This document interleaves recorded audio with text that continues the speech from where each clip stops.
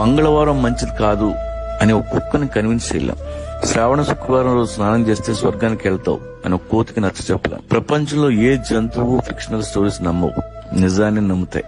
కానీ ఈ బూడిది రాస్తే దెయ్యం రాదు అంటే మనం నమ్ముతాం. ఈ రాయి లోపల పెట్టుకో ప్రపంచాన్ని ఏళ్తామంటే మనం నమ్ముతాం. మనిషి మైగ్రేట్ అయిన నాడు బానే ఉన్నాడు.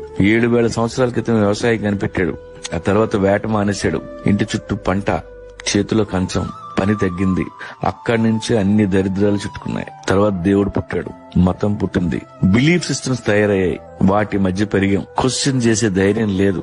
నలుగురితో నారాయణ, గుంపుతో గోవింద. ఇప్పటికీ మైగ్రేషన్ లో ఉన్న అన్ని జంతువులు నిజంలో బతుకుతాయి. మైగ్రేషన్ ఆగిపోయిన మనం అబద్ధంలో బతుకుతున్నాం. ఫ్రీగా ప్లేట్లోకి అన్నం వచ్చిన రోజులు ఇలాగే ఉంటాం.